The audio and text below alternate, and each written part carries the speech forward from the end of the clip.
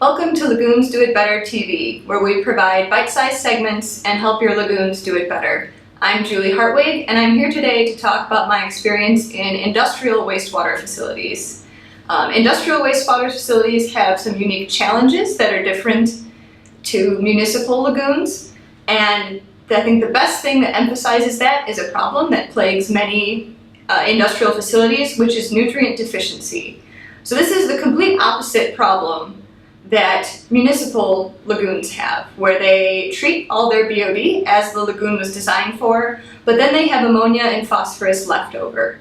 In an industrial plant, that problem can be flipped on its head, where they don't have enough essential nutrients, mainly ammonia or phosphorus, to treat the BOD they produce. And this is because industrial facility waste can be extremely specific to one product or several products that they make, and it can skew the ratios in any number of unique ways compared to municipal sewage.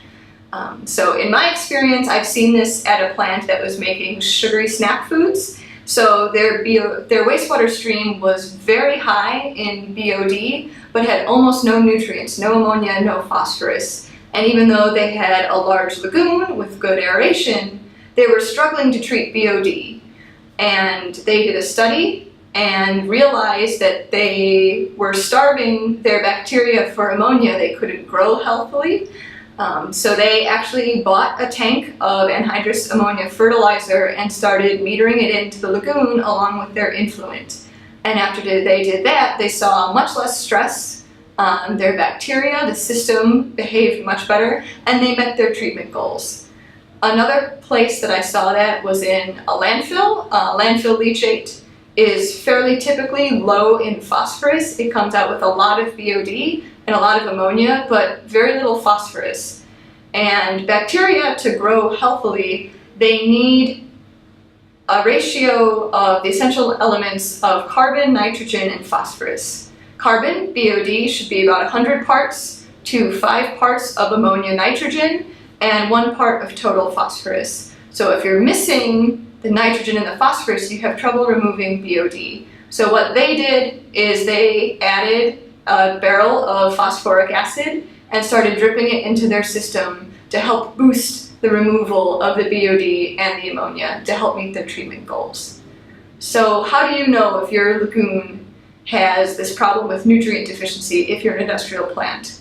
If you're not meeting your treatment goals, that's clearly the first clue, but usually nutrient deficiency is something that's hard to diagnose unless all the other common factors of a lagoon are already taken care of. Do you have short-circuiting? Do you have enough mixing? Do you have enough dissolved oxygen? If all of those things seem to be correct and functioning well in your lagoon, then maybe nutrient deficiency is a factor.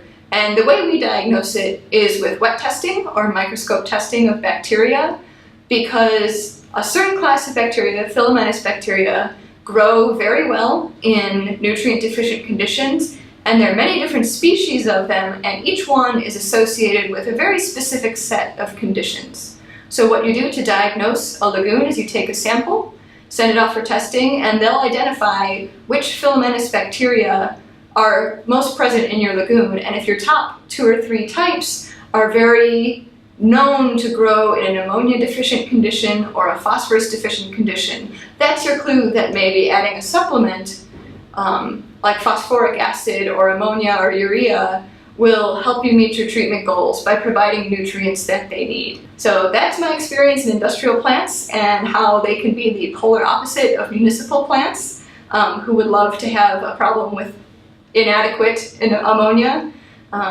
If you enjoyed this video, we have a whole community called Lagoons Do It Better on Facebook and YouTube.